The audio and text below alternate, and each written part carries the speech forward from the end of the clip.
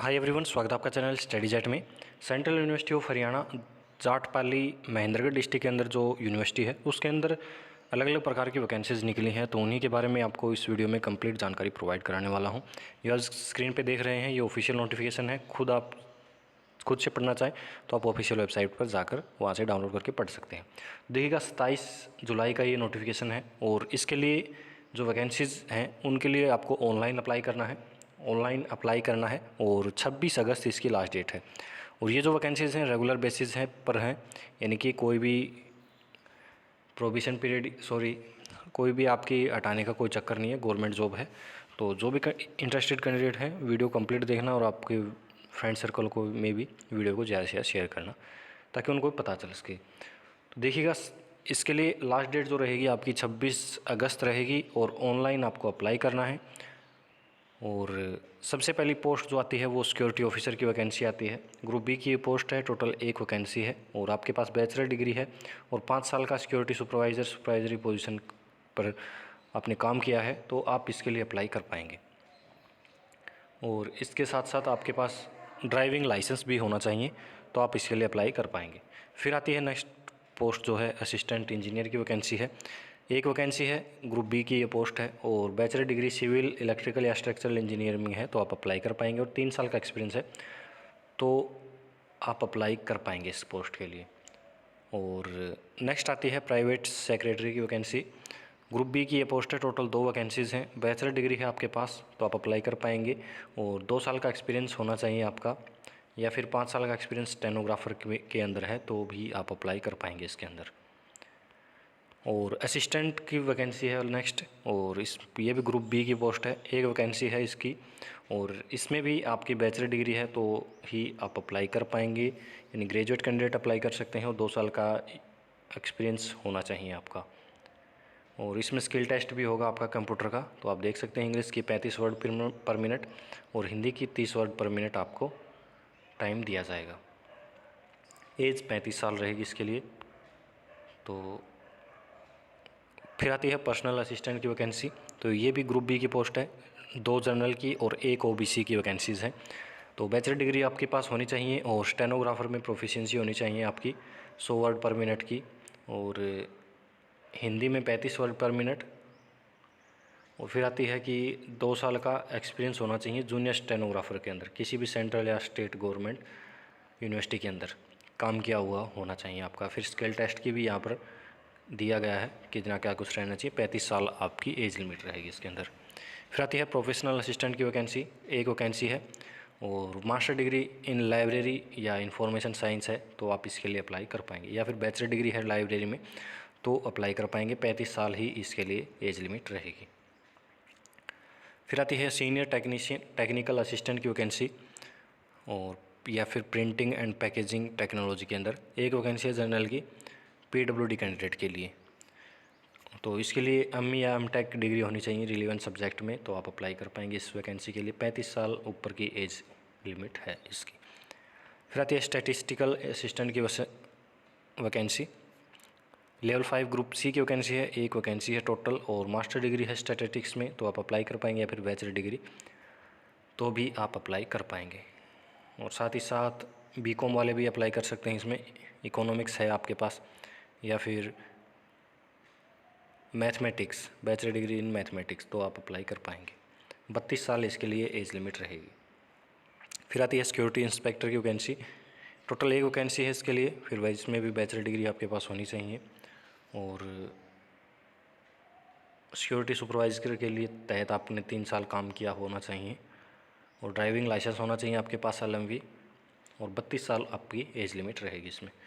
फिर आती है लेबोरेटरी असिस्टेंट की vacancy for BEd MAd programs, यानी कि जो BEd MAd के जो कोर्सेज होते हैं उनके अंदर लेबोरेटरी असिस्टेंट की वैकेंसीज़ हैं। ग्रुप सी की वैकेंसीज़ हैं, एक वैकेंसी है जनरल की और इसके लिए आप बैचलर डिग्री है आपके पास तो आप अप्लाई कर पाएंगे। 32 साल इसके लिए भी एज लिमिट है। फिर लेबोरेटरी असिस्टेंट आती है कंप्यूटर साइंस इंजीनियरिंग के अंदर, इसके अंदर भी एक जनरल की वैकेंसी है। इसके लिए आप BE BTech हैं तो आप अप्लाई इसके लिए कर पाएंगे। 32 साल आपकी एज लिमिट है इसके अंदर, यानी ग्रेजुएट कैंडिडेट इस सभी पोस्ट के लिए अप्लाई कर सकते हैं। और फिर आती है लाइब्रेरी असिस्टेंट की वैकेंसी, एक वैकेंसी है जनरल की तो इसके लिए आप लाइब्रेरी साइंस में आपकी बैचलर डिग्री होनी चाहिए, टाइपिंग स्पीड 30 वर्ड पर मिनट आपकी होनी चाहिए और 32 साल आपकी एज लिमिट है। और फिर आती है लोअर डिवीज़न क्लर्क की वैकेंसी। तो इसके लिए एक EWS की, एक OBC और एक SC, ये 3 वैकेंसीज़ हैं और +2 पास कैंडिडेट इसके लिए अप्लाई कर पाएंगे। और साथ ही साथ आपका स्किल टेस्ट भी रहेगा इसमें। तो इंग्लिश टाइपिंग आपकी 35 वर्ड पर मिनट, हिंदी 30 वर्ड पर मिनट आपकी होनी चाहिए। 30 साल अपर एज लिमिट इसमें रहेगी। फिर आती है MTS की वैकेंसी। तो MTS के लिए एक जनरल की वैकेंसी है, एक EWS की वैकेंसी है। मैट्रिकुलेट यानी 10th पास कैंडिडेट इसके लिए अप्लाई कर पाएंगे और ITI इन रिलेवेंट सब्जेक्ट और टेक्निकल क्वालिफिकेशन, और आपके पास ITI होनी चाहिए। यानी कि यहाँ पर बताया नहीं गया है कि कोई टेक्निकल पोस्ट है इसके अंदर, कोई टेक्निकल कैटेगरी है तो उसके अंदर कोई ITI अगर मांगी जाएगी तो वो आपकी भी आपके पास होनी चाहिए, या फिर आप 10th पास हैं तो आप इसके लिए एलिजिबल हैं। ITI हो या ना हो और में दिया गया है ये। तो 10th पास इसके लिए अप्लाई कर पाएंगे कैंडिडेट। 32 साल आपकी एज लिमिट रहेगी। फिर आती है लाइब्रेरी अटेंडेंट की वैकेंसी। +2 पास इसके लिए अप्लाई कर पाएंगे और लाइब्रेरी साइंस में आपके सर्टिफिकेट है तो अप्लाई कर पाएंगे। एक जनरल की, एक SC कैटेगरी की वैकेंसी है। टोटल 2 वैकेंसीज़ हैं और 32 साल आपकी एज लिमिट रहेगी। फिर आती है किचन अटेंडेंट की वैकेंसी। एक वैकेंसी है जनरल PWD कैंडिडेट के लिए और 10th पास कैंडिडेट इसके लिए अप्लाई कर सकते हैं टोटल। और इसके लिए 32 आपकी अपर एज लिमिट रहेगी। फिर आती है laboratory attendant B.Ed M.Ed courses के लिए एक जनरल की वैकेंसी है। ये लेबोरेटरी अटेंडेंट पहले भी B.Ed M.Ed प्रोग्राम के लिए निकली थी, आप पर आप देख सकते हैं। और इसमें +2 पास कैंडिडेट इसके लिए अप्लाई कर पाएंगे। और फिर आती है laboratory attendant engineering science discipline के अंदर एक वैकेंसी है जनरल की। तो एक वैकेंसी जनरल PWD कैंडिडेट के लिए है इलेक्ट्रिकल एंड इंजीनियरिंग में। और फिर हैं 4 वैकेंसी जनरल की, 2 वैकेंसीज OBC की और एक SC कैटेगरी की वैकेंसी। यानी कि लेबोरेटरी अटेंडेंट की टोटल ये 8 वैकेंसीज़ होगी आपकी। और इसके लिए +2 पास साइंस से है आपकी तो आप इसके लिए अप्लाई कर पाएंगे। ग्रुप C की पोस्ट है, अपर एज लिमिट आपकी 32 रहेगी। तो ये थी कंप्लीट वैकेंसीज़, यानी कि सभी कैटेगरीज़ में ये वैकेंसीज़ हैं। +2 पास भी कैंडिडेट अप्लाई कर सकते हैं, ग्रेजुएट भी अप्लाई कर सकते हैं। एज लिमिट तकरीबन आपकी 32 से 35 साल है। आप देख सकते हैं पोस्ट वाइज मैंने बता भी दी है, 32 से 35 साल है। और सैलरी ग्रुप C की पोस्ट है। तो वहीं जो क्लर्क टाइप की पोस्ट है यानी कि लाइब्रेरी अटेंडेंट की हो गई, MTS की हो गई और लोअर डिवीज़न क्लर्क की थी तो उनकी वहीं 19,900 पे ग्रेड है। यानी कि फ़र्स्ट आपको सैलरी 27-28 हज़ार रुपये दी जाएगी और रेगुलर ये वैकेंसीज़ हैं। और जो बाकी ग्रुप B की हो गई तो उनका पे स्केल अलग अलग होता है, यानी 35,400 भी होता है, किसी का 4200 पे ग्रेड में भी आती हैं। तो वो अलग अलग वैकेंसीज़ हैं, तो उनका आपको बाद में पता चलेगा किस प्रकार से। और जो एज रिलैक्सेशन है वो भी रहेगा इसमें। तो SC OBC के लिए 3 साल का एज रिलैक्सेशन और SC कैटेगरी के लिए 5 साल का एज रिलैक्सेशन रहता है, तो वो भी आप इसमें रहेगा। और सिलेक्शन प्रोसेस की बात करें तो देखिएगा, सिलेक्शन प्रोसेस के लिए इसमें कुछ ठीक से नहीं बताया है। आपका रिटन एग्ज़ाम भी हो सकता है और रिटन एग्ज़ाम या फिर इंटरव्यू या फिर रिटन एग्ज़ाम, दोनों में से कुछ भी हो सकता है। और जिसमें स्किल टेस्ट मांगा गया है उसका स्किल टेस्ट भी होगा। और सेंटर है आपका यहीं सेंट्रल यूनिवर्सिटी पाली में आएगा, महेंद्रगढ़ में। और डिटेल्स की बात करें तो एप्लीकेशन फ़ीस है इसमें, देखिएगा आगे बताता हूँ मैं आपको। तो यहाँ पर एज रिलैक्सेशन बता दिया है गवर्नमेंट इंडिया रूल्स के अकॉर्डिंग, तो वो मैंने बता दिया है कि कितने क्या कुछ रहेगा।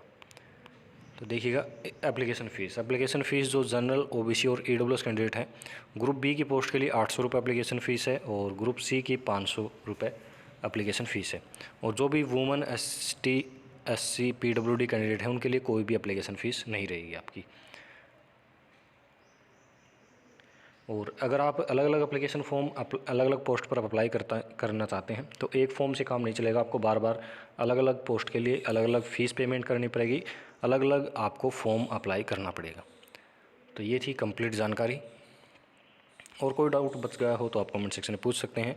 आपका एग्ज़ाम भी जल्दी करवा लिया जाएगा, पिछले साल भी निकली थी वैकेंसीज़, अब की बार भी निकली हैं।